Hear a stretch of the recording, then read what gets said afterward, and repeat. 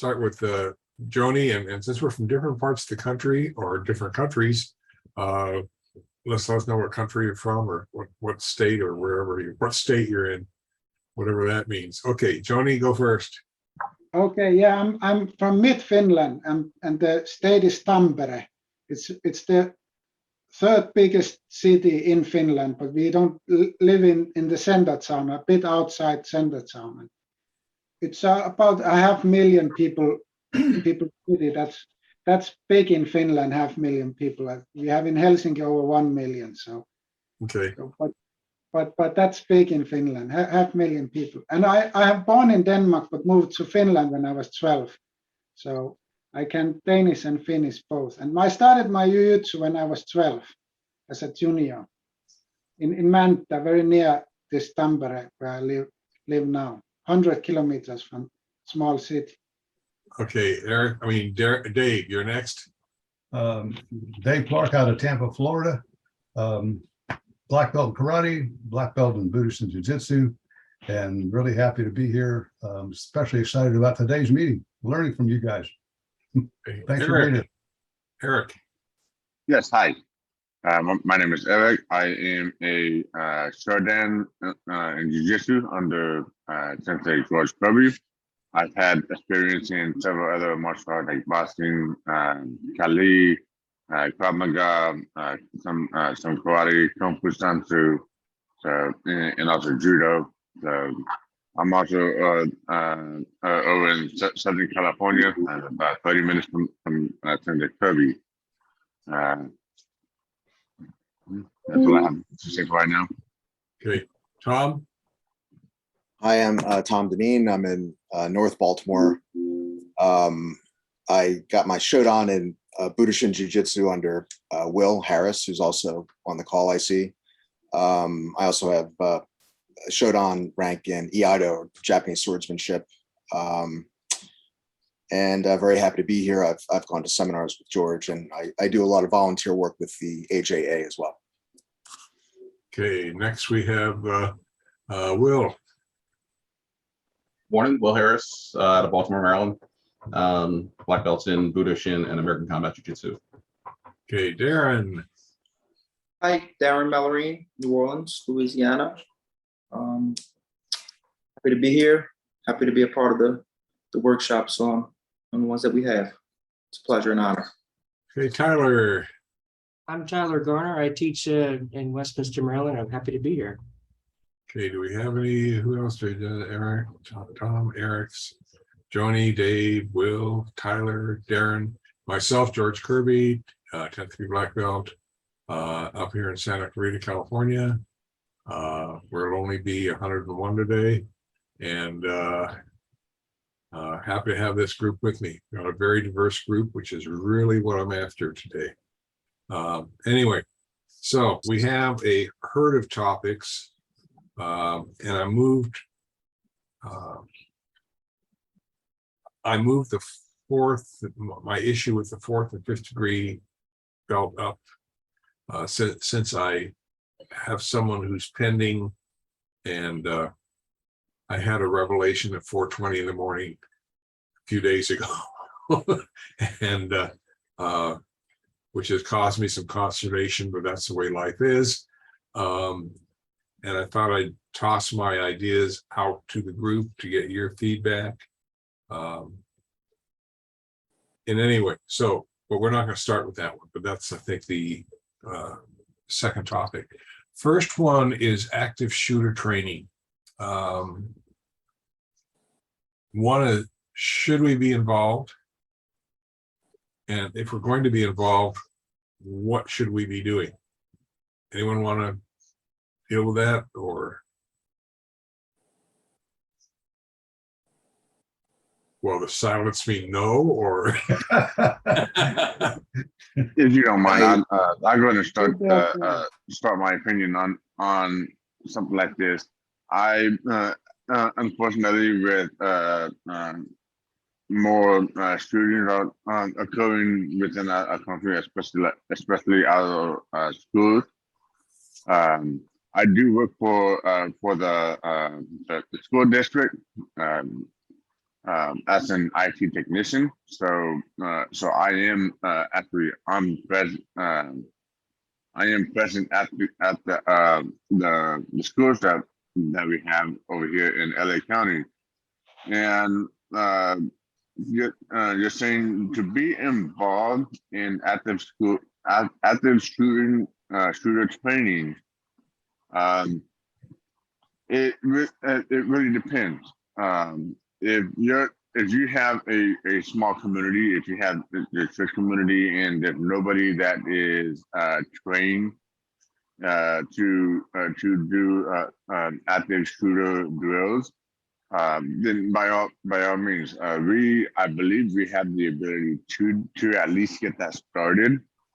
Otherwise, I believe it is my belief that we need to have someone that is trained and in these drugs and is an expert in these types of drugs, because they know and understand how firearms work, and the best course of action, and how to get people a large group of people to safety. And that's what these drugs are for. To do this is for someone that's going to get started and teach the active shooter drills. Now, with actually being involved, it could be a number of things. It could be that you can host it, you can direct it in some way, you can just get your community together and get that process going. Like you can get your community together and just pitching the idea of, hey, let's get this active shooter drill started.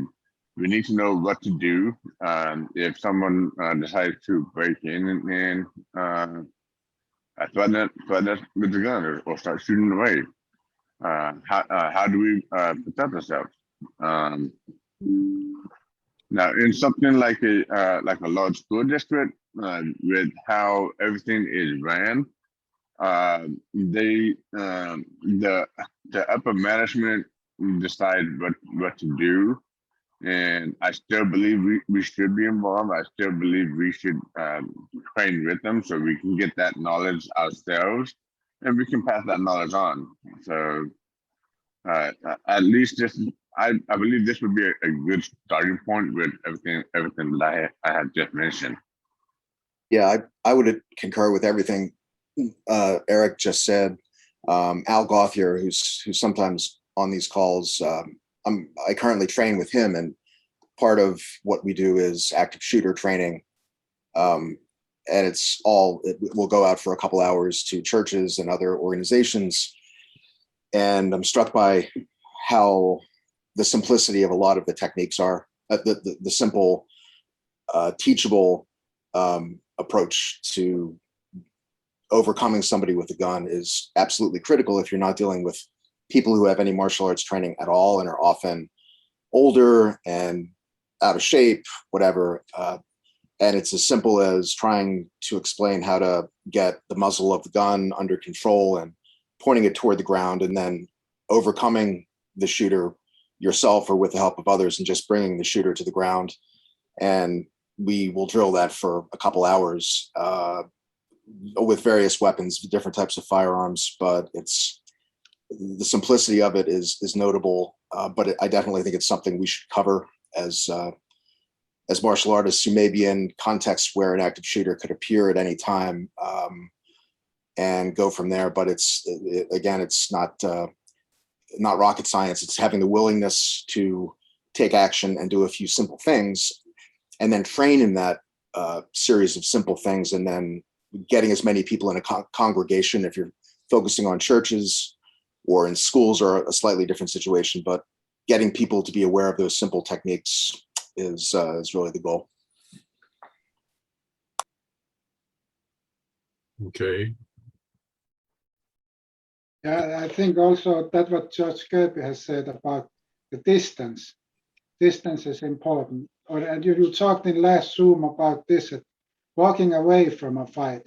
Can you walk away from a fight if it's possible? I have once walked away from a gun. I turned my back and slowly walked away. And with body language, just saying I'm doing nothing and walked away. Well, yeah, I felt the, how you say, active shooter situation is, you're dealing with someone who has some serious mental issues, probably, and they have the potential of shooting a large number of people. And that's different from one person on the street who hopefully all they want is your money and your Rolex and your Mercedes and whatever else they can get their hands on.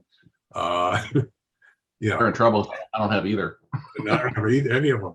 But there's something we'll touch on later, which is in the Rule of Three collection that's been slowly but consistently growing. There's a rule of three for this situation, and I think it's within 3 feet, fight, within 30 feet, hide. If you get around 300 feet, run. And of course, that does not entail what you do if you're in close contact and have to fight this person, which Dave has mentioned, and who else? Tom Deneen mentioned. Okay, because the actual physical contact is an extremely serious issue. One thing I will say generally in terms of gun defenses, and I know some of us teach gun defenses, and we use rubber weapons, sometimes wood guns, or sometimes plastic guns which break. If on rare occasion you can get a real weapon, making sure, absolutely sure it is unloaded, it brings a completely different perspective to the class. And simply for that reason, I mean, I'm not a gun owner, but I think having students face a real weapon, it does change their perspective, because that barrel gets bigger the longer you look at it, for lack of a better phrase, and it handles differently, and you can get cut on a real weapon. I mean, there's so many things that can go south, but the fact that you're having a real weapon pointed at you, even if it's unloaded, is really intimidating to a lot of people. It can also be crucial to know how to use some common types of pistols or yes, rifles if you're fortunate enough to get the gun away from the active shooter, and are just knowing how to hold him at it securely until the police arrive. Right. There's also the factor of if the gun's been shot, if especially a rifle has been shot several times, the muzzle can get very hot and get very hot. Yes. Too hot to touch, and that becomes a concern. So just understanding some firearms basics makes sense. Right. And that was one reason a long time ago why we said at some point we want all the black belts to have handgun safety certification. It does not indicate gun ownership, nor does it indicate that you're pro-gun, but you have probably a closer experience and greater appreciation of what the weapon can do, much more respect for the weapon than you would a rubber gun or a rubber rifle. So if you can get that opportunity, it's worth its weight in gold. Because like I said, it's a real weapon. It's different. It's like if someone pulls a real knife on you versus a rubber knife. There's you get a whole different respect for the weapon. I've had a knife pulled on me once, but that's another story. Anyhow, anyone else want to make any comments on? Yeah, I have a slightly different take on the use of weaponry. I would not personally I would not recommend bringing a live a real gun into a training situation unless even if you're the only one handling it. There's just so many things that can go wrong. You don't know who else has carry permits, who else might have ammo, who brought what in their bag. There's Oh, just, no, I'm not saying everybody bring their gun. No. I'm even talking about like you handing don't one around. you don't want chaos. Right. You have one gun there, and you and probably one or two other people have already done whatever is necessary to make sure the weapon is unloaded. Years ago, I was did gun defenses with a law enforcement agency. They were required to unload their weapon in the presence of another officer. And then they had to fire it 3 times into there's like a big metal pipe with, you stick the handgun in it, and they had to pull the trigger 3 times to make sure the weapon was unloaded. Plus the clip had been withdrawn, so they, you do have, if you're going to have a real weapon, you do have to follow some really serious safety procedures. Yes. And one of the fundamental rules of gun safety is you never point at anything you don't want to kill or destroy. Right. So right. But even pointing an unloaded weapon at someone isn't a good idea. But I think probably some folks make a mistake with thinking that they can teach active shooter training, is that if you know a few gun defenses, you know some things about they're two different things. Yeah, that's what I was getting at. There's a lot more training that you should go get. Like I've been fortunate enough to train with law enforcement trainers, with people that run SWAT teams, people that teach defensive tactics in law enforcement environments. I've attended many seminars with counterterrorism groups, and there's just a lot of information out there to learn before you get to the point of, I'm in a room with a guy with a gun, what do I do? There's a whole lot of other things that lead up to that point. Like the whole run, hide, fight thing drives me crazy, mainly because of the word hide. Like hiding will get you killed. Eventually you'll be found. You gotta prepare yourself to fight. Now you can be concealed or behind cover as long as you're ready to act if that person breaches that door. If you're cowering behind a desk, you're in trouble. There's a girl in the Virginia Tech, one of the Virginia Tech shooters, Christina Anderson, does some talks, and she was in the classroom where several of her classmates died, and she recounts the story of the guy coming in and walking up and down the rows and just shooting people multiple times, even people that were, they were told, play dead in that kind of scenario. And she talks about how she was playing dead and was still shot like 3 or 4 times. And you heard her classmates getting shot. It's playing dead is iffy. Yeah, it's not a good idea. It should be I have my own personal opinions, but I don't think hide works very well unless you are in an environment where you need to be able to protect yourself from those bullets. Right. And if you that's where hiding, situational awareness and awareness of your particular school's surroundings or your churches or your workplaces becomes critical, because hiding behind a desk that has a wooden top or some thin aluminum top doesn't offer the kind of protection from especially rifle bullets that some other surface might. So just being aware of, well, what if a shooter came in here? Where are the safe places? If we were forced to hide, or if hiding were one option, as questionable as it may be, what surfaces are going to protect us in that kind of situation? Right. And like it's I hate to say it's simple situational awareness, because it isn't a simple situation. But yes, the situational awareness is it's critical for your survival. So I'm not, I question the hide. Yeah, exactly. I changed it to avoid barricades in front, mainly because I like the ABC. But if you're stuck in the room, you're not hiding in that room, you're barricading the entry, you're preparing yourself in case that person breaches the room.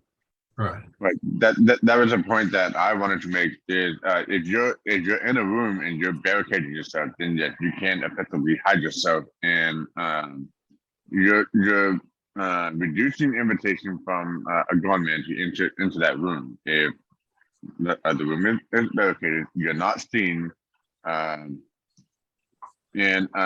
it's you're not giving an active shooter an opportunity to go into that room, make that person move on. In general, hiding, if you can, again, is as some of you have touched on, if you can conceal yourself, but if the gunman passes through, move on. Always keep moving.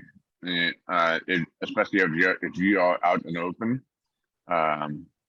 that's why a lot of people lost their lives, or they get injured. They stay in one spot and expecting for help to be there. But in those situations, 5 seconds feels like 5 hours. You have to keep moving, and you can't expect help to be there in time.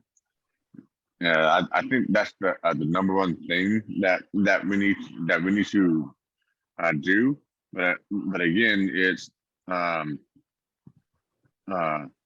we don't have that kind of training. That's why I made all of the points that I made.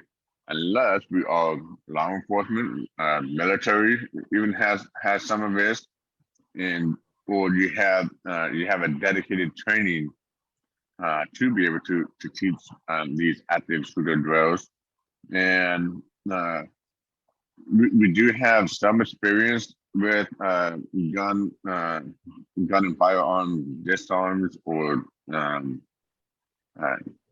maybe experience handling a firearm or two, but that's not enough for an active shooter drill. That's not enough to actually teach it. That's Right. why I am of the opinion that yes, you can be involved, and unless you have a background in it, or to be able to teach it, don't teach it. That's my opinion. Will Harris did make some very valid points, especially on the not hiding. I do believe in that we have to keep moving, but that's what the active shooter drill touches on. Is it's very simple, and you're trying to teach a lot of people, young, old, some people that are not fit, and some people that have a disability. You're trying to teach everybody as much as you can to be able to follow these protocols, and you need it to be simple. Yes.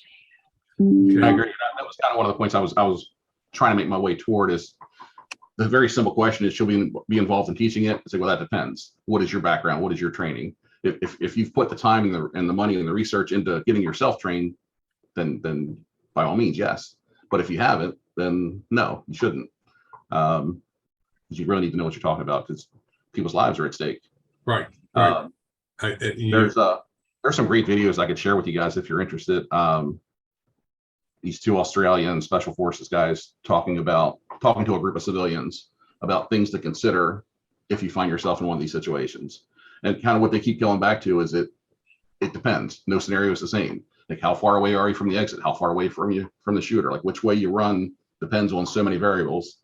They even get into like how to go through a door. Just don't walk through. Like, you just kind of peek through and pie the door. Make sure you clear the whole room before you enter. And using that knowledge to know where to stand when you're barricaded behind that door. Don't be that guy standing there that as soon as the door opens, you're the first thing he sees. Right. But anyway, so anyone have anything else they want to add to this? I'd say teach what you know. Don't get people killed by pretending you know that you don't. And then, if anything, for me, I would just sponsor it, and I would attend as a participant and not actually be involved in any instruction. Okay. Okay, let's go on here, and I had I have a person who I'm considering for fourth dan. And there's a procedure in the Black Belt Handbook, which everybody, I think at this point, has a copy of that page, and I know you've read it. And so I don't know. People, all of us get these, what do you call it? Insights at the weirdest times of day when we're not doing anything that's related to the insight. But in any case, I realized that I was just testing this person, even at fourth and maybe fifth on, just on subject matter. And while subject matter is of value, because around fifth or sixth dan, promotions start to be honorary, and it's what are you giving back to the martial arts community? I mean, you're still growing, but what are you giving back? That becomes a very important factor. I said there has to be a transition, and maybe that transition is at fourth and fifth. And so I came up with an alternate way of measuring this candidate's ability for fourth dan, but it has very little subject matter. And I realized that afterwards. It has very little subject matter. So what I'm ideally looking for, probably, I think, is a hybrid between the two. And one of you who's here asked me some questions, or they were great questions. And I appreciate people who challenge me. Because that's the way I like to run my classroom. I really got upset when I had 40 students who agreed with me. Boring is anyway. But in any case, one of the questions was, one of the concerns was whether there was a high failure rate between third and fourth dan. And I think that's an important question, even though it's under B1, BI2, whatever in there. I won't test anyone for any rank unless I am pretty sure they can make it. I don't like to see a student fail in front of their peers or anyone else. So that is, there's not a high failure rate. I won't, if I don't think they're worthy of fourth dan before I quote unquote test or evaluate them, I won't even ask them. And very rare, because students know I will let them know when I think they're ready.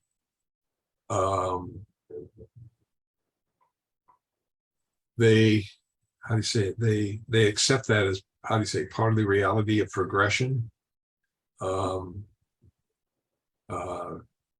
Seki never asked if you were ready. You know, he never asked if you were ready to, he never asked if you were ready to, he never tested. He just said, you know, congratulations, you're Sankyu, you're purple belt, you're a black belt. So what I will not test a person unless I'm, if they want to test, I'll say, okay, let's test informally. Let's see how you do. Sometimes they surprise me. And by God, you made it. Congratulations. And I have no qualms in sort of pre-testing a person. If they think, if they're close and they want to say, can we, they know I will say yes. If they say, can I do a sample test? Because my goal is ultimately to have them pass. If you have a teacher in any subject whose goal is to see you fail, no one belongs in that class. That teacher does not belong there. But in any case, so that's that issue. I have a question for you, Yes. John. Yes, How do you value it if you say practice or theory? What is for you? Is it one-to-one or theory more and practice less? Or how do you evaluate this theory against practice? how do I value the what against practice? You have if you read a lot of Jujitsu theory, or you practice the art a lot, is it one-to-one, or because you have a lot of good material and it's nice to read? Yeah, okay. So do you evaluate?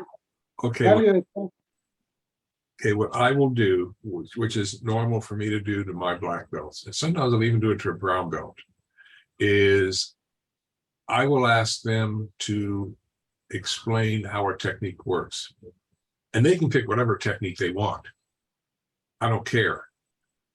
If they can use the appropriate terminology, that indicates to me they have some understanding of what they are doing and the theory behind it. Years ago, I attended I was on the promotional board for another dojo, and I asked a student who was going for black belt Shodan, I said, can you tell me what ki is?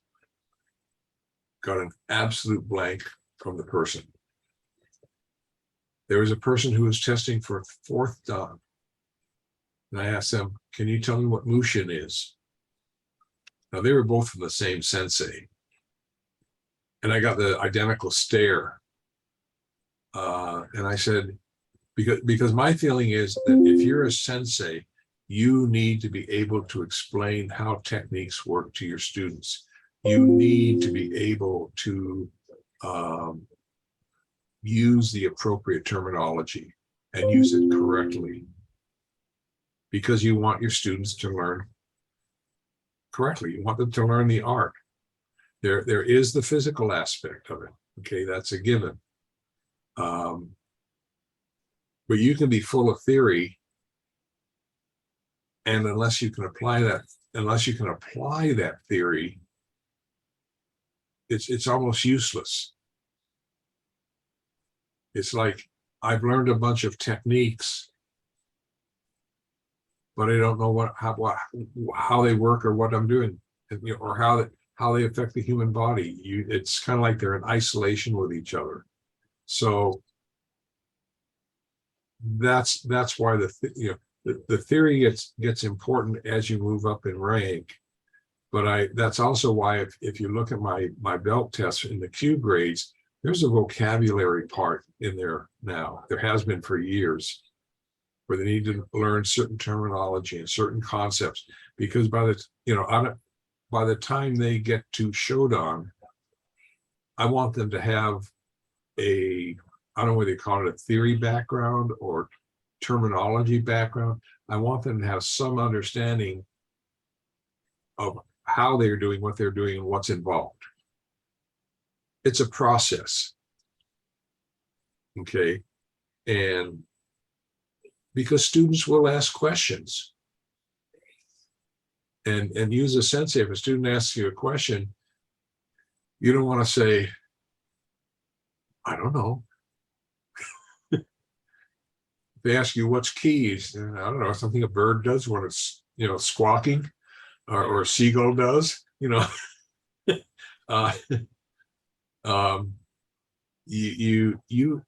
as a sensei they assume you're competent, and serious students see competence greater than just the physical ability to execute techniques. Okay, so anyway, I like to see both, but the way I check on theory is by having this say, let's say you do a Ippon Seonagi, one-arm hip throw.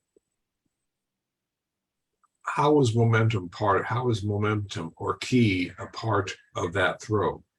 How did you use his ki or his energy? And if they can explain it, fine. If it's just, if they can't explain what key is, then that's a concern for me. Because because I'm responsible for my black belts being good black belts. Every sensei is responsible for their students being competent because they represent you, or my black belts represent me. So I'm not going to have someone out there who can't explain anything. For the same reason I would not, for a person who is great on theory, but can't do diddly on the mat, isn't going to be a black belt either, because they can't apply it. So that's how I evaluate their theoretical knowledge.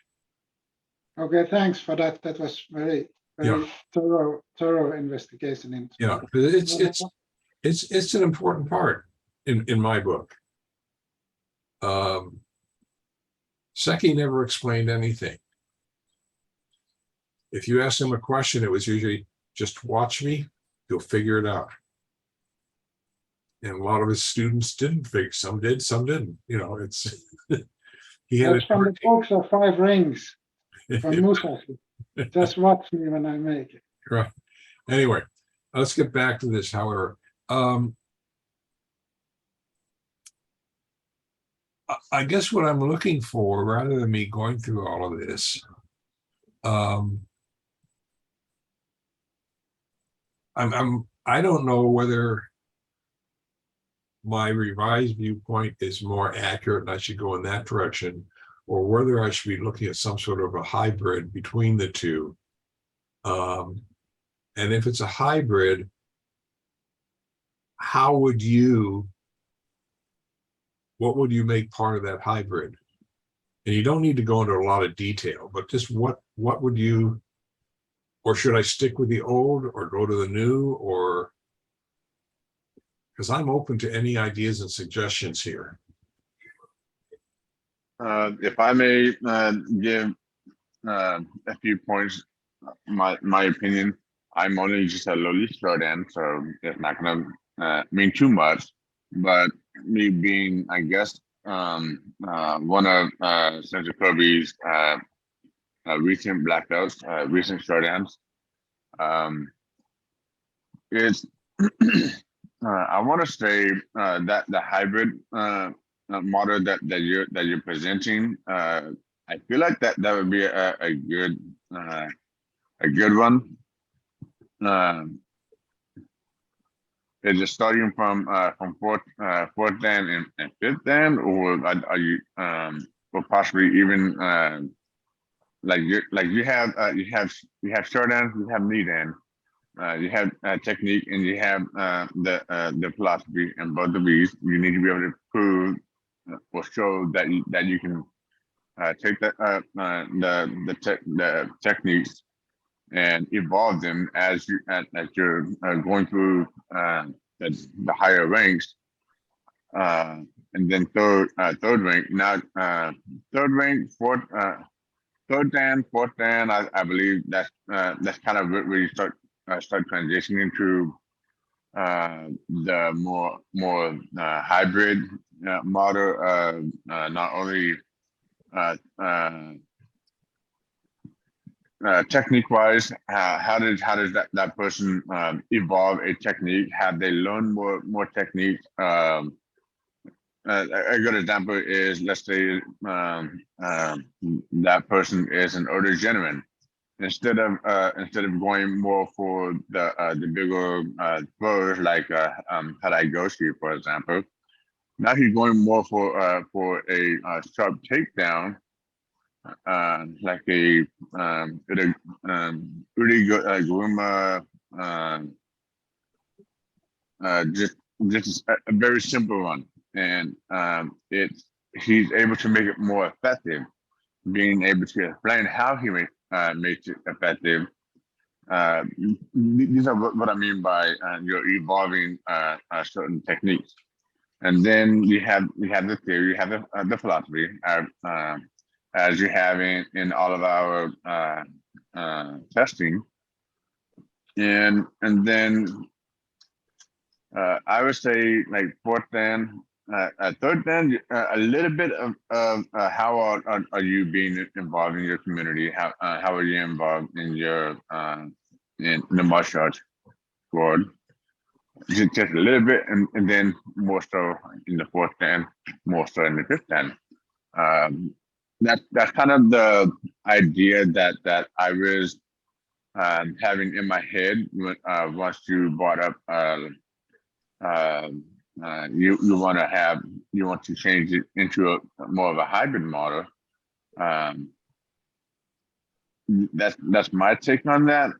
That's one way that you can take it, and to be ultimately, it's really not only is it your art, is like I think you are the founder.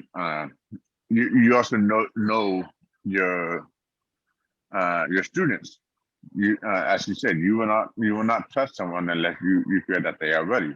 I firmly believe that, and you know what you expect, and it's, I don't know, it's just there's a lot that you can do, especially at fourth dan, fourth and fifth dan. I kind of I personally view those as it is starting to become more honorary. And you've also already put in your time as that as a stand dan or a what's it, go dan. Okay. Just let me respond, then we'll turn to someone else. Because I'm taking notes here. I think what you said in terms of knowing your students, and different students have different abilities based on age, flexibility, all these things. And I mean, that's something I inherently consider anyway at almost any rank. There are techniques I would not do now that I would have done 20 years ago. There are unfortunately techniques my shoulder surgeon said you will not do those ever again in your life if you value your shoulder.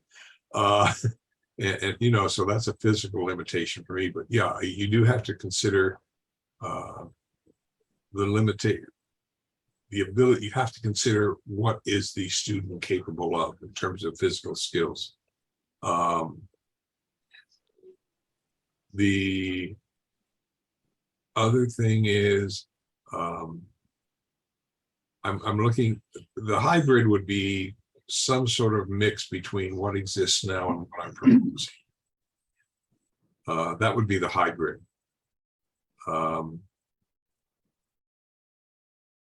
Because I don't want to have a sudden jump. I want to make it a smoother transition from skill possession to what are you now giving back? What are you giving to others? And I just thought that fourth and fifth would be a good place to do that transition. But like I said, I'm not sure that my proposal, if I just do it as it's presented on paper now, is the right way to go, or whether it needs to be modified.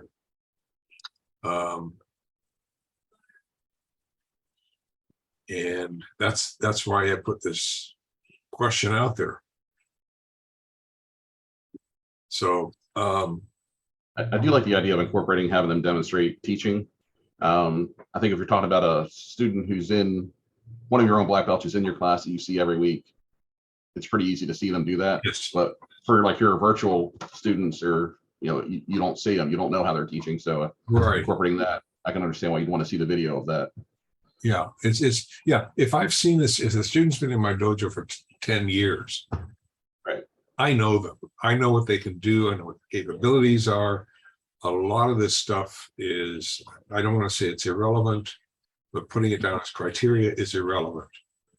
because we know, if we've had a student for 10, 15 years, we know them, and we know their skill level, we know what they can do, and we know how well they can do it.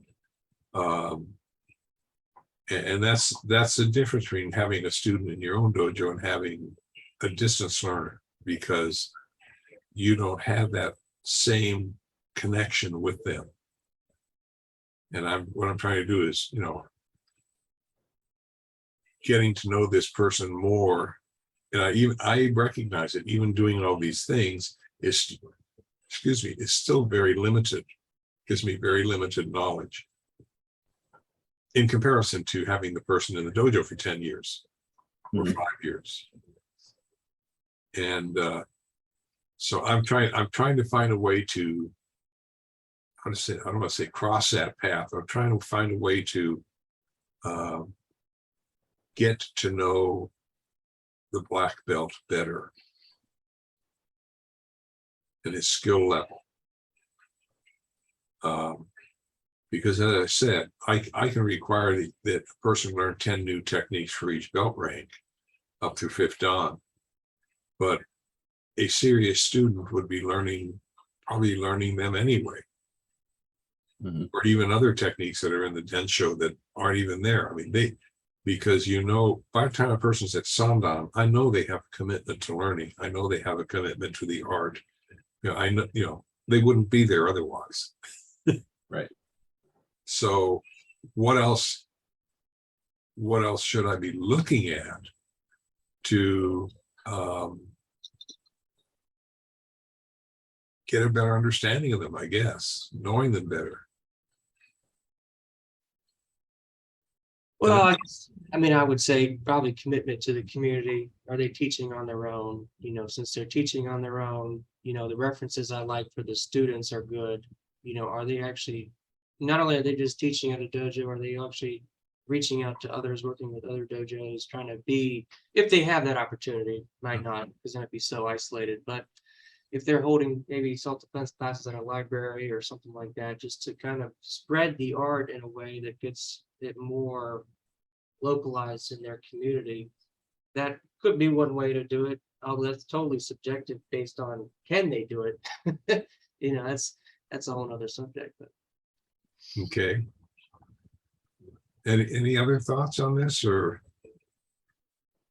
Sensei, I think there's all the things that we're discussing, the topics that are out there, gives us a very broad spectrum of what the consideration to advance in rank are, whether it's honorary or physically. I like to say that when you become a Shodan, you're more than likely, although in my opinion, that's the basis for the beginning of the understanding. That's where most practitioners begin to peak in their physical ability. But that's also the beginning to where they start to develop a true mindset in understanding the mental aspect of where martial arts gives to you in everyday life and how you respond to things in everyday life, including martial arts and your physical ability. The development in your physical ability can also include, as you advance from a Dan rank into the higher ranking levels, is how you take the concepts or let's go to the basics of a technique and advance different styles of applications, different approaches in application, advanced application. And I think Eric may even had mentioned it when he was talking about a little bit of it. And when you're limited in your physical ability, how you can use that to your advantage and still be very effective with applying a certain technique or avoiding certain techniques because of your physical limitations. With that and continued growth of your mindset, understanding the Budo spirit, advancing in that, understanding your mindset and how you approach different scenarios in life, how you continue to contribute back to the systems that you're involved in, how you treat your peers as well as your students, I think all of those things are certainly parts in consideration of how you continue to evaluate someone that is going to advance in martial arts. I think it's much more than just the physical ability. A lot of practitioners out there have a tremendous physical ability, but they really can't teach. And there's a lot of practitioners out there that can really demonstrate something and be able to pass it on, but really can't perform it as well as someone else. And then I believe that there's even fewer that can actually do both really well. And I think that's another consideration that can also be considered in advancement. So there's a broader spectrum of what someone should be evaluated. In my opinion, and you had mentioned it as well, specifically for down ranks, but when I'm evaluating somebody, it's every day. If I have a student that's in front of me, and obviously those are easier, you had mentioned it yourself, and having someone in class for 10 or 15 years, you understand what their physical ability is, you understand their mindset, you understand their contribution, you understand their commitment. If you have someone that's in a virtual sense, those things are less involved. So you have to ask specific questions, maybe get some video, have them in front of you from time to time, that you can evaluate and see those things. Maybe some endorsements from some people that they're around or affiliated with can certainly help. But not everyone has the ability to,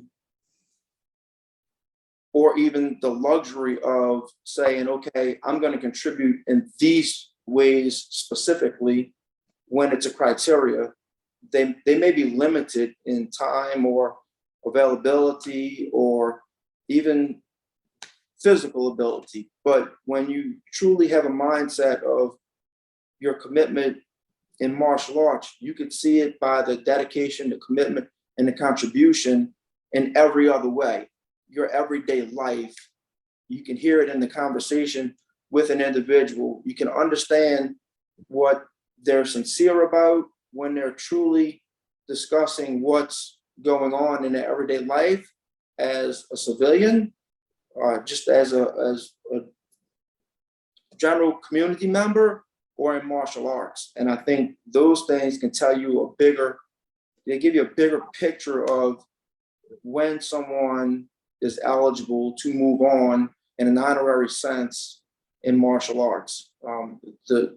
Again, to try to tie that all together the best I can is, a lot of times people look at the physical ability of someone to be able to determine whether or not they can move on. And I don't think that's the most critical piece. In my opinion, I think it's the mindset and how you develop mentally more than physically as you advance in martial arts. I'll piggyback on what Darren said.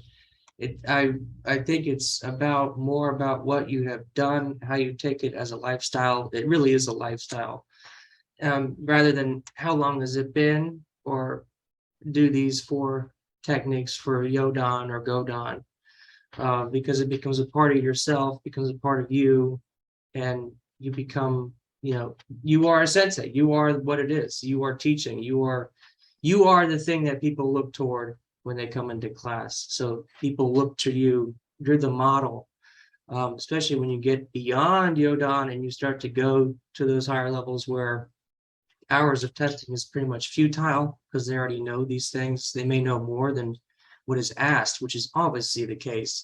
So it's key to understand that some of these things, I was tested all the way up to Yodan, so for hours of testing, but I knew everything I was being tested on. So for me, it was, oh, okay, I can do this and this. You want this too? It didn't really matter that much on a technical level. It was more about transferable skills. Are you teaching? Are you giving back? You know so much knowledge now, you have to give it back. You have to transfer it to somebody else. You can't just hang on to it and go home and not do anything. You have to give back to the community. And I don't mean charities or anything teaching any way you can with your sensei, whoever, but particularly if you're on your own. That's, I'd usually keep a dojo log where I list down the things I do. So if I am asked next time, I can show that to my sensei, say, here's what I've done. I keep them abreast of what I'm doing. If it's not, technical techniques, and it's more about stuff of giving that knowledge to somebody else and passing it along. That's just how I evaluate. I stopped really testing people on technical knowledge base after sauna, because it's not important anymore, as important as the other parts. Yeah, I thank you, Tyler. That's a good way to wrap things up with some of the things that I had mentioned. And we have to remember, we set the foundation. We set the foundation of basics in the physical aspect that people want to build on. But my jujitsu will never be anyone else's, and anyone else's will never be my jujitsu. It is what you put into it that others can pick up and learn from to be able to build their own. As much as someone would like to say, I want to be just like Sensei Kirby. I want to do everything the way that he does it. And as much as I try to mimic that, I could never get there. I could never do my techniques like he does, or anyone else. I could never do them like Dave or Will. I could just never do them that way. I would like to try to, I want to try to get there, but everybody's jujitsu is their own. And we are building by setting the foundation, and as Tyler had said, we're passing that along. I think that was very good. Every jiu-jitsu have its kind of own signature. It's what part of some jiu-jitsu are started in England, some are started in USA, some are started in Europe. If you study the different jiu-jitsus and put them together, you have a very same pattern and the same way of doing it, but somebody emphasizes the gentle part more, and somebody wants to take a harder part into it that comes from England, perhaps, where they have very hard style.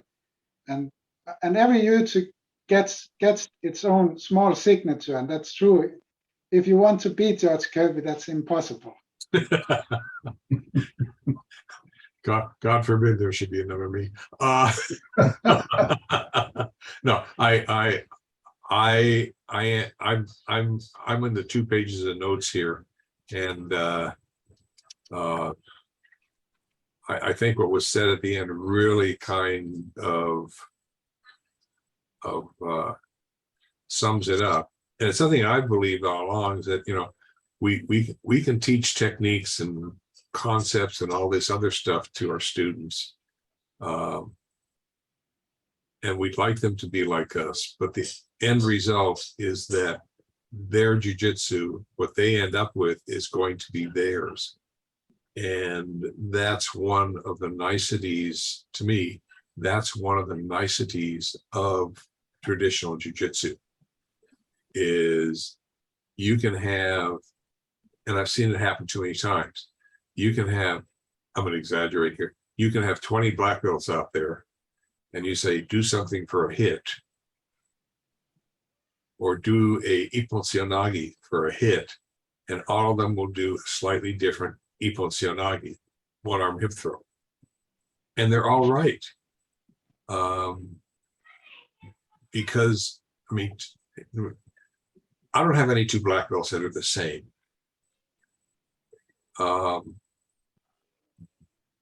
They've taken the art and made it work for them, and as all of you have.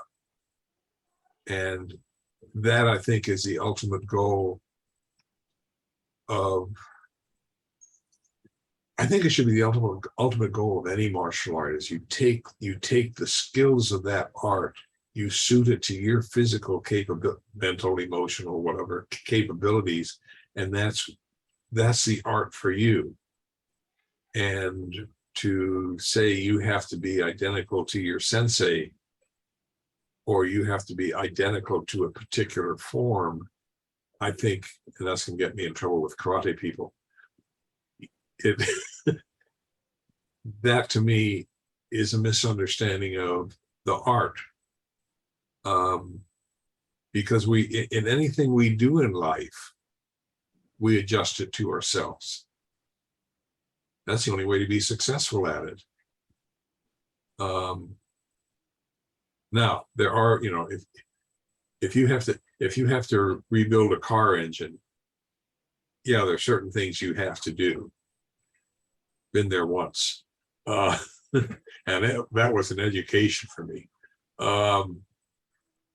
But if you have a skilled mechanic working with you,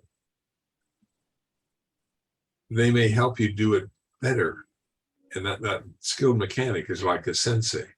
I don't know if I'm getting things lost here, but the point is the art, someone said, you are what you are, and your jujitsu is your jujitsu, even though it is based on a common foundation.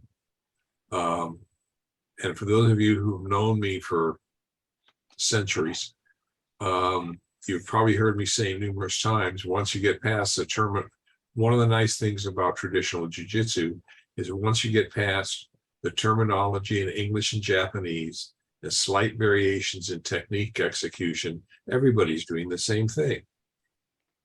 And I think as sensei, that is our goal.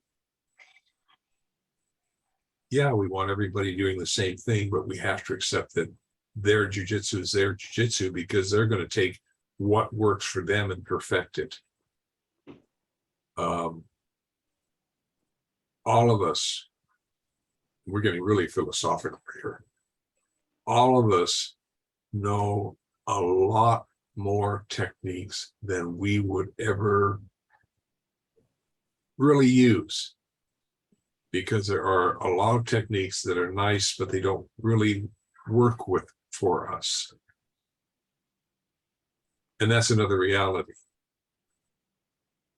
I mean, that's not unique to jujitsu or martial arts. We find, how do you say, we find the best way to do whatever we need to do for us. Whether it be, you can be a teacher of basket weaving. It doesn't matter. You probably have a different way of teaching something than someone else does, even though you're covering the same material. It's not what you do, it's how you do it. And so I think I've got a ton of stuff to work on here. Nobody can be George Kirby. I do want to thank you, but there are a lot of things here I simply have to digest.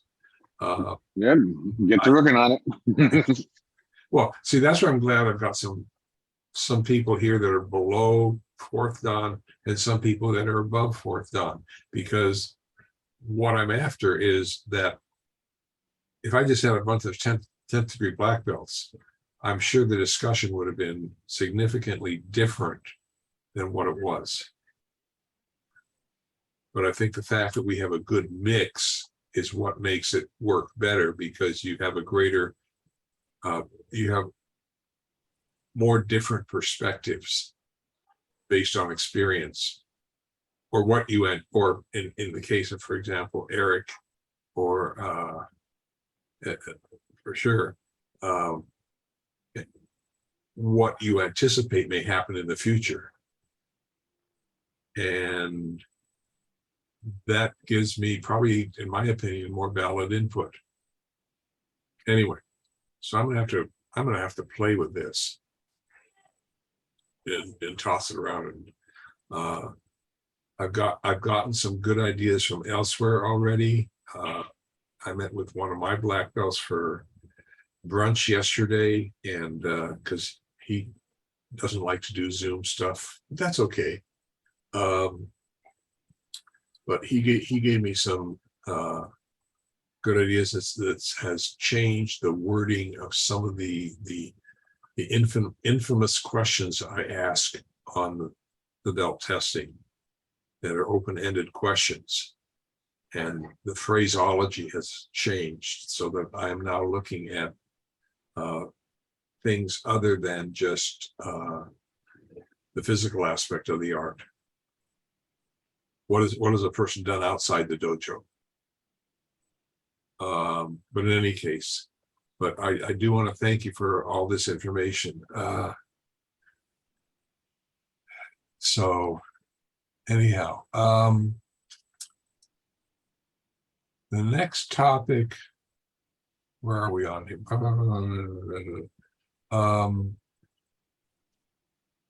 And I'll probably come back to you with what I come up with, just to get your input again. Hey, right here. Yeah, because there's, I learned from being, I learned a long time ago from being a classroom teacher, you never do anything right the first time. And Right, this would be your rough draft. this is my rough draft. And I learned a long time ago that the best places to get input on how you're doing is actually from your students. Your peers are good, but your students are the ones you have to deal with, and they can be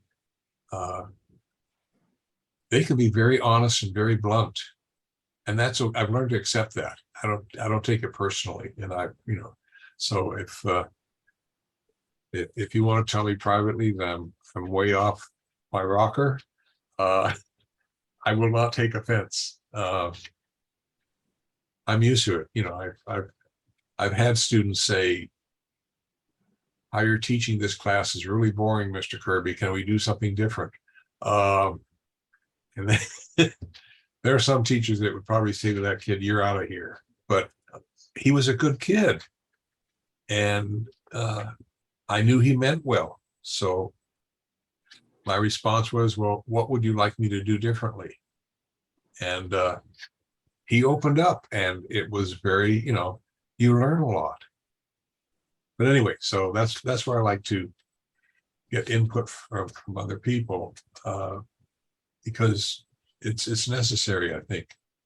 Okay, the next topic, I think we have time for it. Yudansha promotion issues. One question. When a person reaches Shodan or Nidan, etc., do you ever find that some people who are clearly ready for the next promotion decide not to go up for the promotion? Do you step in and encourage them, promote them without their permission, or do you let them go on without rank advancement? Pick one of the three and support it. This is like one of my essay questions I give my kids. No simple yes or no answers. Whatever position you take, support it. Or come up with another alternative. Anybody want to put themselves out there? What would you do if the person doesn't if they don't want to go for no. Also, I think it's in here later, maybe we need to address this first, has to do with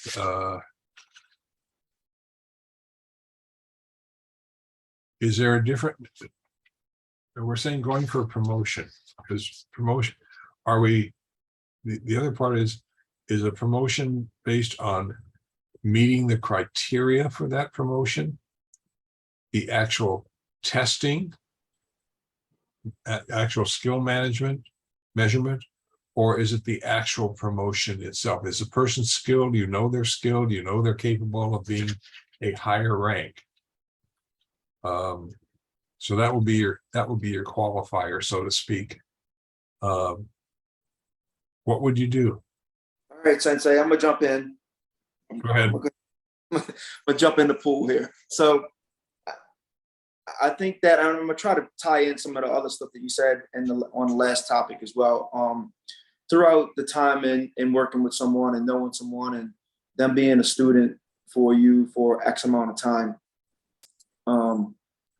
there's not ever a time when I would ask someone to be evaluated for the next level if I didn't feel like they were ready already. Now, with that said, I would certainly consider the minimum eligibility time restrictions for the specific eligibility to go into the next rank, whatever that might be. I currently have a student that is very physically talented, and he continues to advance. His commitment is there. He continues to develop physically. He's EQ right now, but his biggest holdback is when he meets the minimum time requirement for the next rank eligibility. Now, again, it not only him, but in any rank, that just means that they're at the minimum time requirement to be eligible to go into the next rank for me, right? So, but he never wants to be promoted. He's very committed. He contributes. He does everything that you would ask a student to do, but he doesn't want to be promoted, not because he doesn't want to be promoted or he doesn't want to continue to advance. His issue is in his personality. He's very, very insecure about being, let's call it, under the lights on stage, to be able to feel like he's going to fail. So his confidence level isn't there, although he's an incredible technician, and continues to do all of these other things. And so to the point to where to be promoted into EQ, which has been some time now, he's actually coming up on his first dime eligibility very soon. But for EQ, he did not want to be promoted, to the point to where he was like, look, when my time requirement is getting close, like don't put me up for promotion. Like flat told me don't put me up for promotion, because on the last one, I couldn't sleep. I couldn't function. It was really bothering him. His personality, his mannerisms didn't allow him to be able to perform at those levels to where he could function not only in martial arts, but just in his daily activity, his daily life, his profession. He was just so occupied with the fear of be evaluated that he didn't know how to overcome that. So when he was NICU promoted into that level, and he had told me that before going into EQ, I was like, I need to take a different approach. I wasn't going to leave him stagnant. Again, this is a model student that advances very well, performs very well. I've already expressed those things mentally, physically, spiritually, contributes every part of what you want in a student. So what I did was when he was eligible, and it was a little time after that, so I kind of threw him off course. I made him, which he's always volunteering to do, and he's always doing extra classes to work with other students to help them improve. But then I announced a promotional date at one time, and I said, these are the people that are eligible for promotion. And the eligibility for promotion went from, the basics, beginner levels, to the intermediate and even some advanced levels. And what I had him do was specifically work with those individuals in preparation for their promotional evaluation. Now, he put in a tremendous amount of time in doing that. But what I didn't tell him was I was evaluating him the entire time. I was evaluating his performance, his interaction, his ability to be able to work with people and help them develop to make the next level.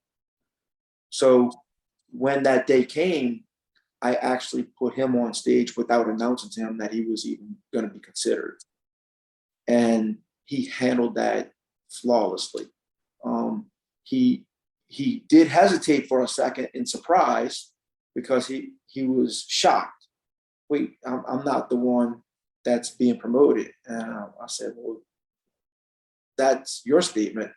So, continue to do what you're doing. And he did, and he performed excellent. And that obviously made EQ in that regard. But if he would have had known that he was eligible for promotion and go through this criteria to have to be, quote unquote, under the spotlight on center stage, he would have approached it and possibly froze. And I think that's all in development in his mental capacity, which is time into some of the other things that I was saying earlier, in his growth in martial arts and in everyday life. I think you've hit upon the core here in because there are students that, you know, I've run into so many students that are hesitant, etc. And you took the time to find a way to help him develop his self-confidence. And at some point, he probably recognized his newfound capability and accepted it.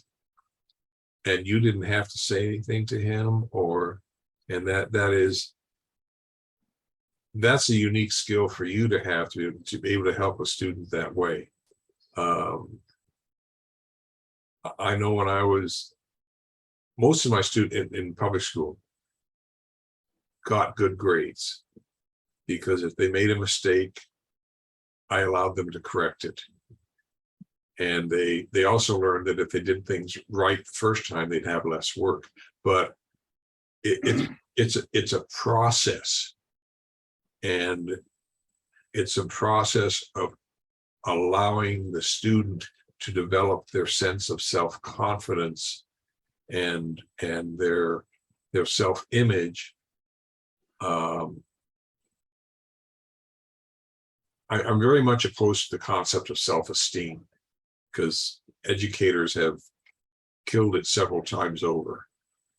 You know, you get an award for breathing. But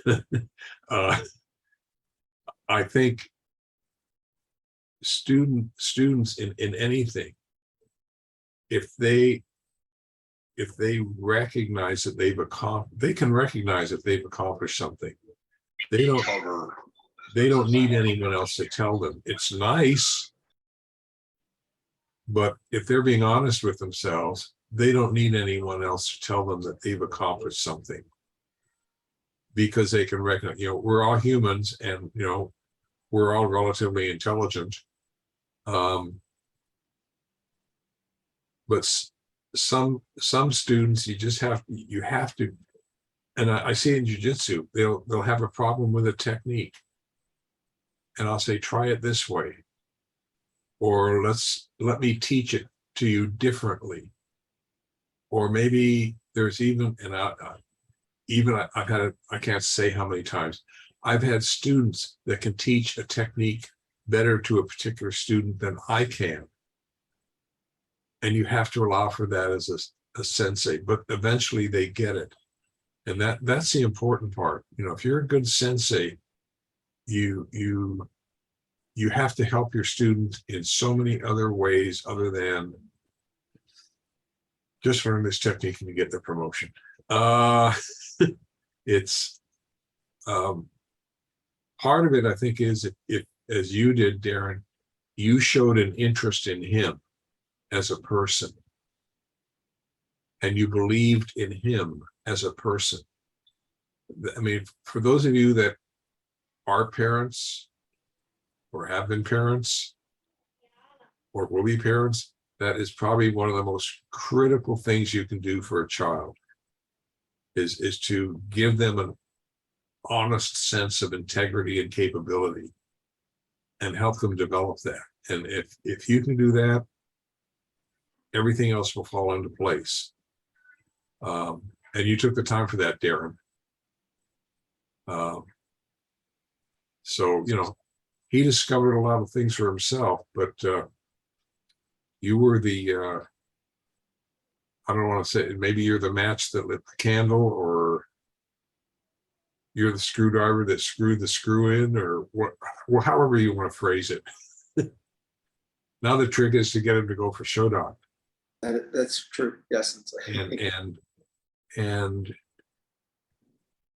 maybe to put him in similar situations, but that which would be for things a Shodan might do without making him Shodan, so that he's comfortable. You know, like you said, he became very comfortable with what he was doing, I'm sure. Yes. And although the promotion initially was a surprise, he accepted it, probably because he recognized, I'm there. And, you know, it's a real compliment to you, but now you've got to do the same thing all over again to get him to, can I ask how old is this student? I want to Roughly. say 43. Okay, 43. Okay. I was thinking maybe a younger person, but that's okay. Yeah, it may take a while.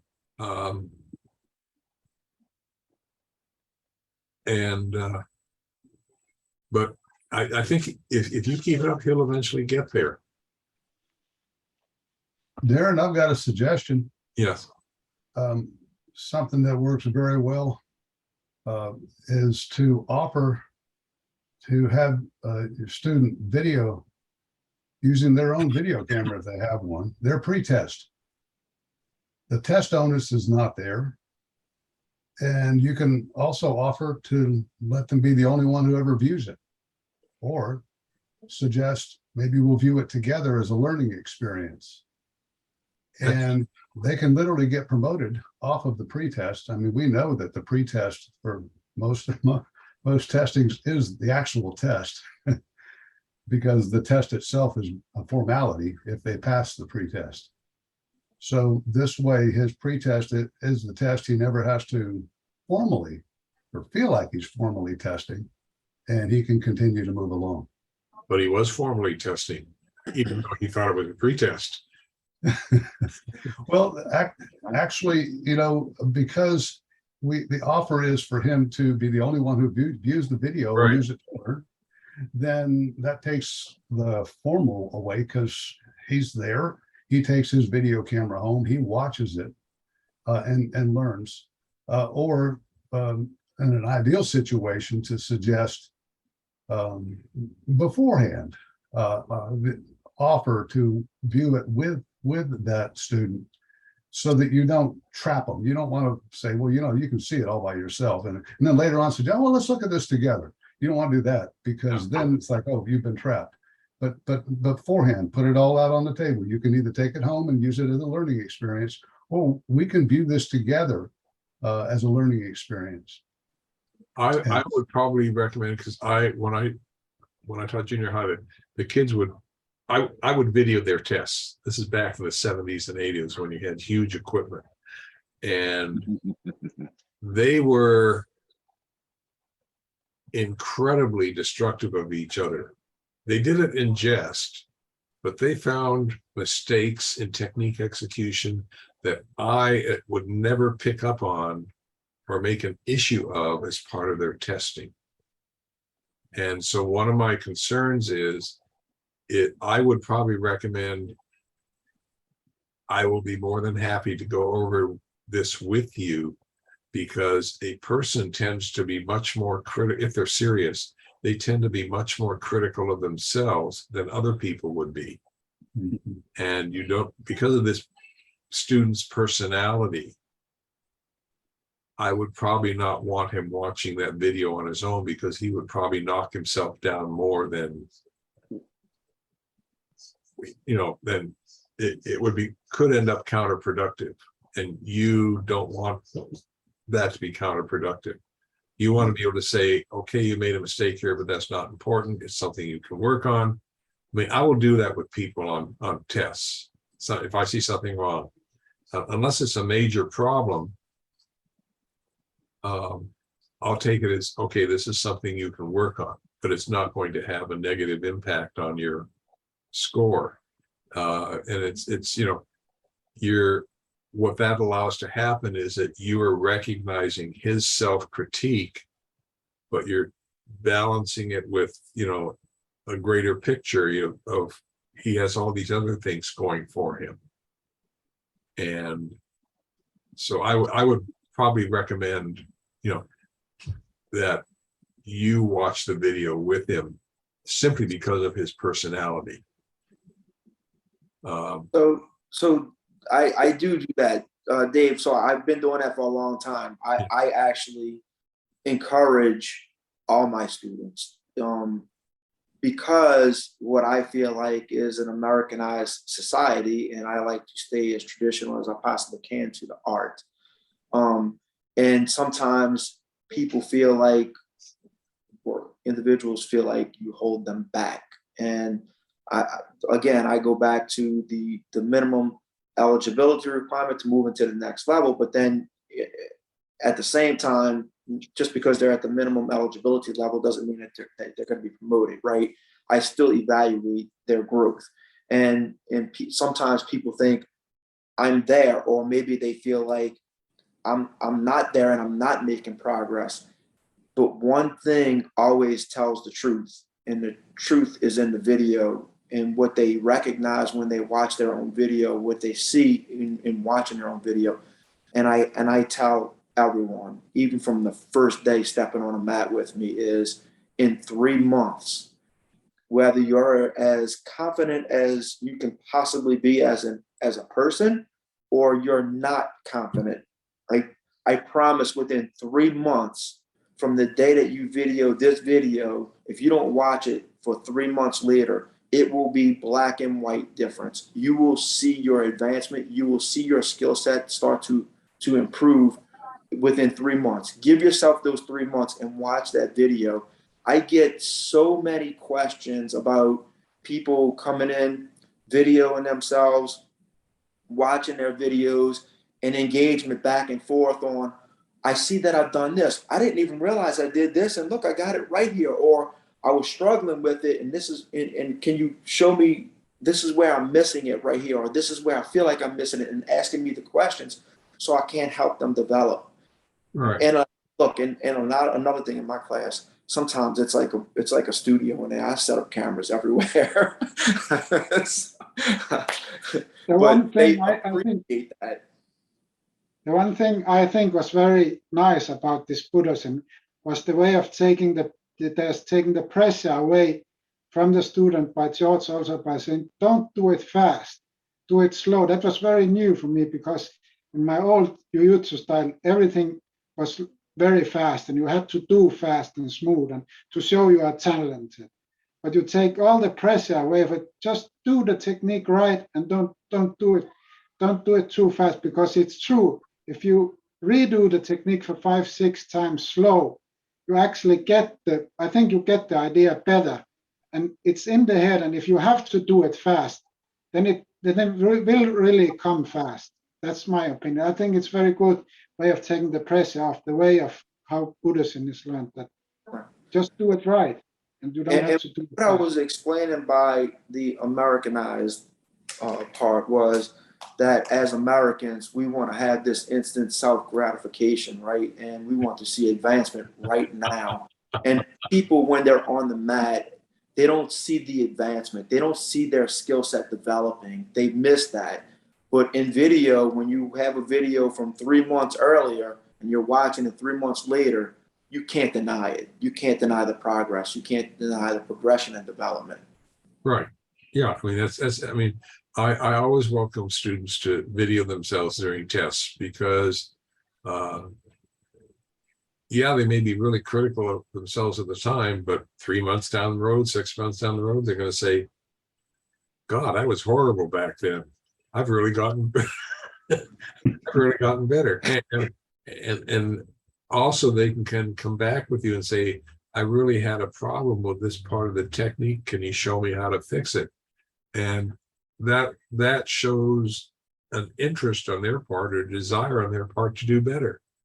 And you can't, if a student wants to improve, you can't beat that. And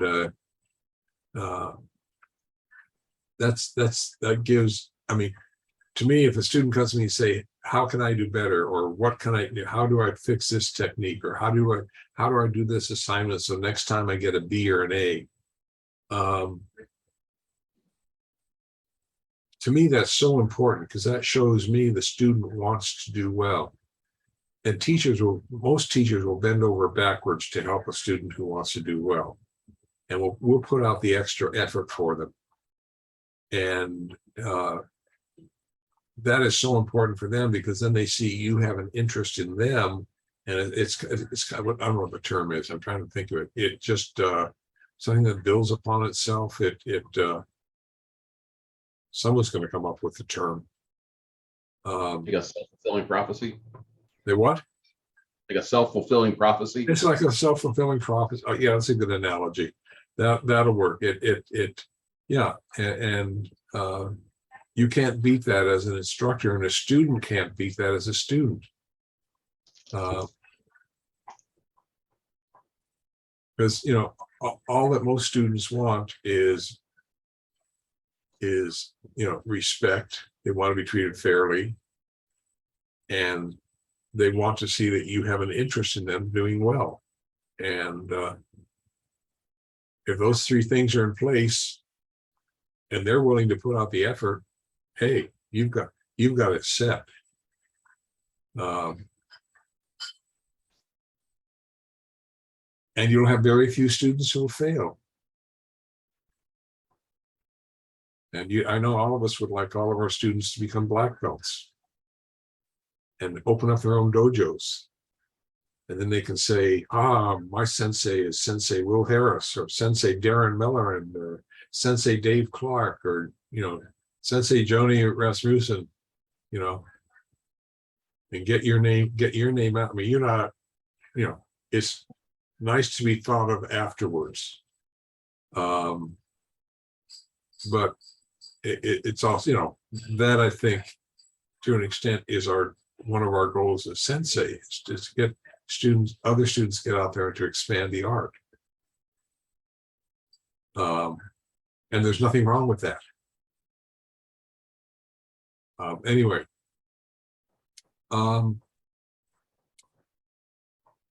So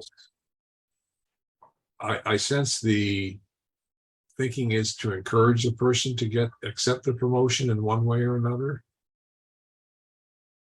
How many of you would promote a person without their permission? Lower belt. There are different ways to do that promotion. Both Darren and Dave and yourself have come up with different ideas. The one point that I wanted to bring up is there are people out there that if they know that they are testing, if they are expected to be testing, then their entire thought process is on that testing, and they get so nervous they end up failing themselves. Right. And if you, as Darren has done, if you test a person without the knowledge, and they do excellent. I'm sure you've seen that in the classroom, where there are students that are horrible test takers because they get so nervous, they get caught up in all that they draw a blank. And there are some people that take a test like, okay, done, here you go. Right. That's why when I was a school teacher, testing was never a major part of their grade, because I figured there are different ways to measure students' skills rather than a half hour or 45-minute multiple choice test. I think we're talking here in terms of promoting them without their permission is maybe they've passed the test, or they've met your criteria, even if you've tested them secretly without their knowledge. And now you want to offer them the promotion, and they say no, and you go ahead and give it to them anyway. Without that seems to be something that's a little bit different. I feel like that's how I'm interpreting the question. Do you do it without their permission? I would have to ask some other questions, Sensei. I mean, if you're promoting them and you're already promoting them and they're not accepting the promotion that you feel like is warranted, I would ask probably a lot of other questions to see what I might be missing here. What am I missing if you're not accepting the rank? Very, very valid. Okay, I would start asking questions too. I know when Seki offered me Nidan, and I rejected it. He was not a happy camper, and his immediate response was, I'm going to offer it to you again next month. You have two choices, accept it or there's the door. And at that point, I accepted the promotion. But yeah, you do have to, if a student is going to reject a promotion or they're apprehensive about it, you need to start asking questions. Because in your scenario, Sensei, and I could be completely wrong, but I mean, I think at sometimes maybe a student is overwhelmed by the offering of the next rank, that they don't know how to really respond. Right? Or wait up, have I truly earned that? And they start to question internally. Right. And so you reject it, but not meaning to reject it, meaning like, wait, am I there? That's a different answer. That's why I would ask questions, right? But if it's not that, then what is it? And then at that point, I'm looking within, like, what am I missing? Yeah. You can also be blind to your own work. I have seen that if you wait a long time, you kind of forget everything you have done yourself. You get blind to your own work. You have to see it once and then say, holy smoke, I was right in that one. Yeah, I mean,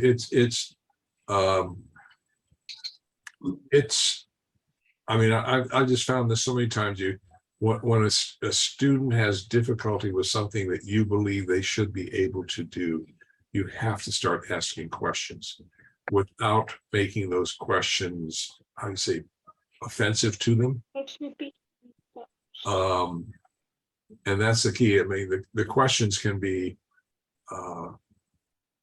have to be phrased in a manner that's non-threatening to them. For example, and I learned this from a counselor decades ago, is a lot of times if a student has done something wrong, or his parents, your kid has done something wrong, you say, why did you do that? And this counselor said, you never ask a person why, because the inference is that they did something wrong. And I think if anybody asks you, why did you do that? Now you're in a defensive mode. She said, what you do is you ask, what were your reasons? Mhm. And sometimes the person ends up with very valid reasons. And you can get to the actual problem, because they don't feel threatened by what were the reasons. Because now you've opened the door for them. It's weird. And I know when I switched and started asking what were the reasons that you did this, I got good answers. I didn't understand the assignment. I don't know what this word meant. I forgot my book. I forgot my book at school. I mean, you get reasons, and there are things you can work with. The dog ate my homework. What? The dog ate my homework. I never got that, surprisingly, from my kids. Can you share what your reasons were for declining the Nidan promotion the first time? You don't care what? No, so can you share your reasons for declining your Nidan the first time? It really surprised me, and I didn't think I was worth it yet. Wow. And part of it was because Seki never had any written criteria or anything for any promotions. And me being a teacher and objectives and all that other stuff. I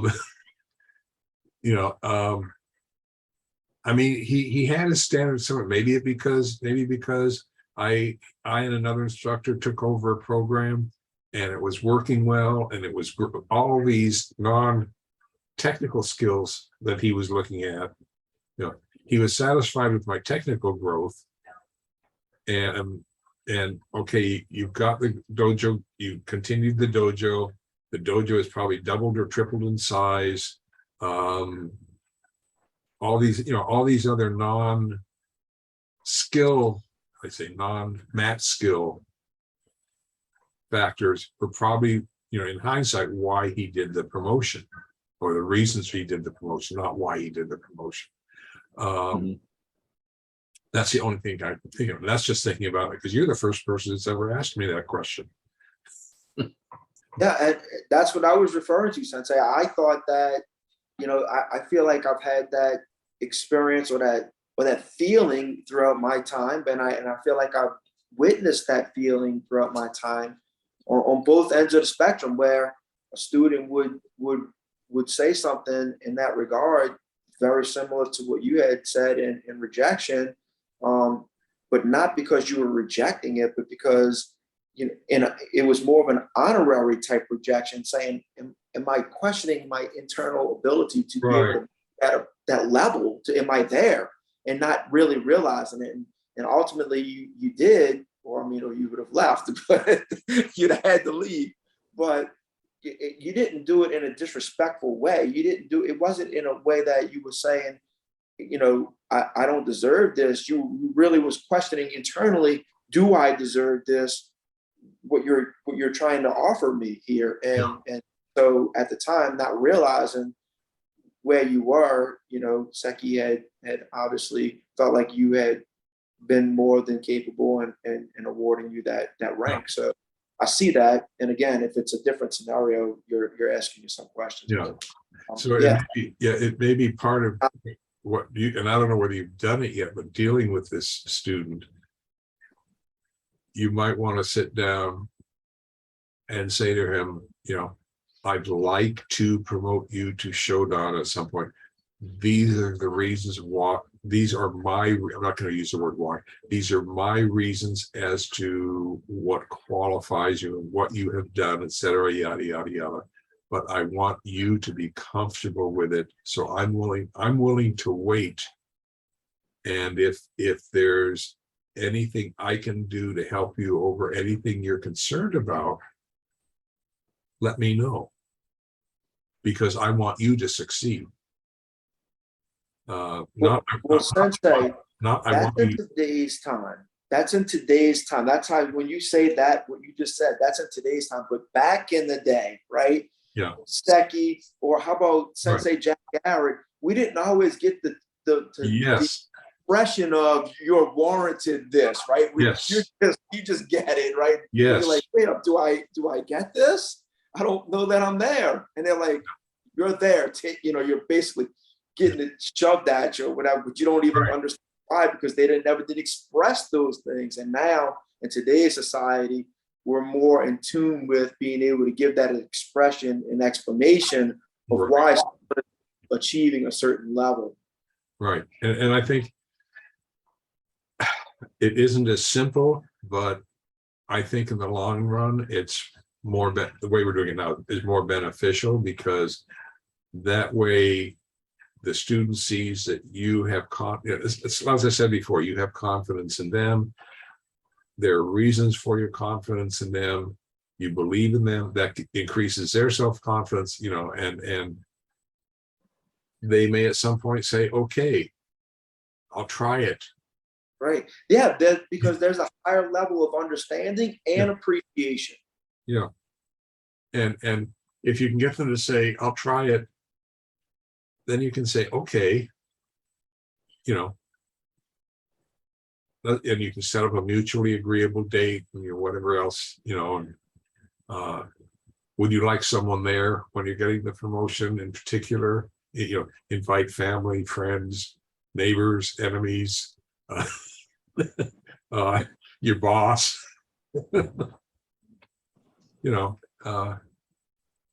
because you want them to feel, you do want, I do with my students, you want them to feel comfortable, because if they're not comfortable, you're going to lose them.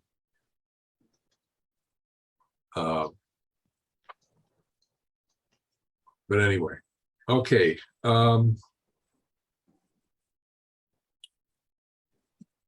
Are you going to let this person go on without advancement, rank advancement? I'm putting you on the spot because that's one of the questions here. But since we're dealing with this particular individual, would you let them continue on without rank advancement if they don't want to accept it? Or is that a fair question to ask you? Who's that for, Sensei? Is That's that for me? you, yes, for you. Oh, I don't. No, I don't have one that's rejecting rank from when they're eligible at the moment. I think everybody is well I was aware. talking about the EQ who you'd like to promote to Shodan. Oh no, he will absolutely be promoted to Shodan at the right moment for sure. Okay, good Yeah. answer. For sure. Whether he wants it or not. Yeah. Good answer. Playing on that some way or another, yes, it will certainly be there. Yeah, it's no escaping it. No escaping it. Good positive attitude. Thank you, Darren. Okay.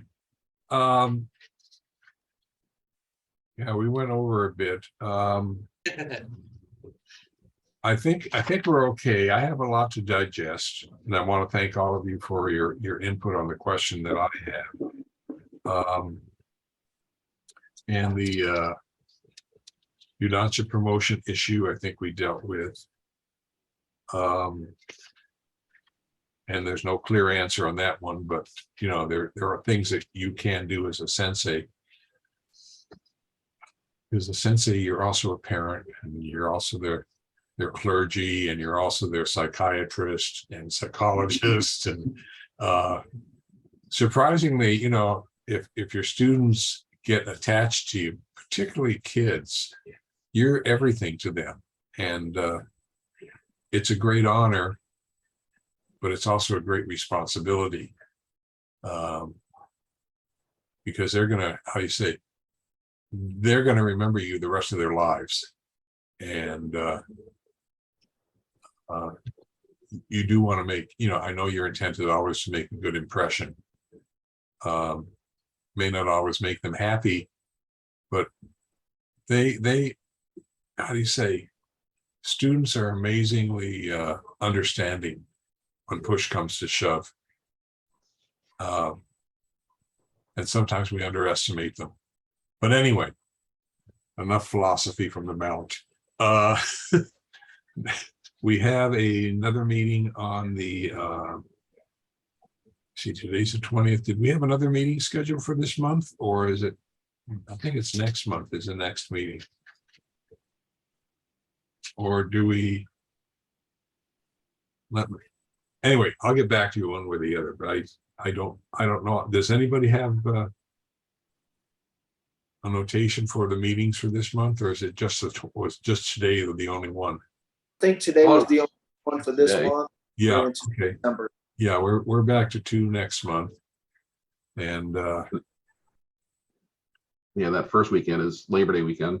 yeah, so it would be the second weekend. I'm not going to make it Labor Day weekend because most of us would be working hard at partying or something like that.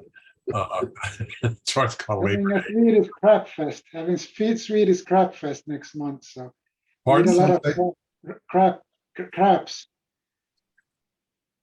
Swedish crab fest. So Crab Fest. crab fest. Yes. So Cool. Well, that way you'd have in the, I guess, the upper East Coast of the U.S. So you don't have we also have crab fest in Southern Europe. California. You don't have, crab is very expensive out here. Yeah, it's also here. No, but once a year you can afford it. Yeah, and my wife loves king crab, so I will usually sometimes on her birthday or other times if it gets down if it gets down to like $25 a pound at Costco. Okay. Costco is like a huge warehouse store. The prices are really cheap for the most part. And king crab legs are like, now they're about $24-25 a pound. In Finland, it's 19 euros for a big Yeah, box. and that would be more than 25. That'd be more than $25. I don't care for crab, but it's so easy to cook because it's already pre-cooked. You just put it in boiling water for 3 minutes. You're set to go, and I'll make myself something else. But yeah, she loves it. So does my daughter. They love Okay. good food. I also like crab. We have it. We have it every year. We have with my wife Katja. We have a family meeting. We call it always the crab fest, even if there's no crab on the table. Good. It's every year. Yeah. Okay, so we'll see you the second week of September. It'll be September 10th. September 10th, that's right. And if you have any Sounds other good. pardon? That sounds good. Okay, and if you have any topics that you'd like to see added to the list or anything you'd like to see moved up, we're into we got as far as next topic is reading body language. That'll be a good topic. Yeah, I mean, it has helped me. And it's also helped me professionally, surprisingly, as a school teacher, in hiring basically the principal, when he hired new teachers, he would basically call me in and ask me afterwards to do a body language analysis of the applicant. And it's amazing what you can learn by just watching people. Anyhow, scary too, but why you have a great Labor Day weekend. Joni, have a good Crab Fest. Thank you very much. And Tom Deline, who had to leave he had an earlier commitment, and TJ wasn't here because he had a urgent missionary request. They'll be back next time. So anyway, I hope to have this out on YouTube probably before the end of the day if I'm lucky. And we'll see how it goes. Anyway, have a great Thank week. you all. Yeah, thank you for inviting me also. Thank you. Oh, come back again on September 10th.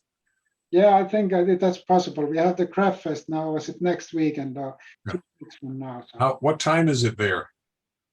It's 1953 now. Okay, so In the evening. 7:53 in the evening. Okay. Yeah. Okay, very good.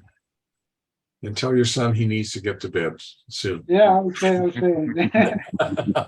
wanted to see George Kirby and Misa also. So they come in and keep in on shorts. Okay. Anyway, Oh, you guys have a good weekend. yes, take Have a care. good weekend. Dave. I'll say hey. All right, Joni. Sensei. Take care. All right. Thank you for your input there. Yes, Sensei. Anytime. Hey.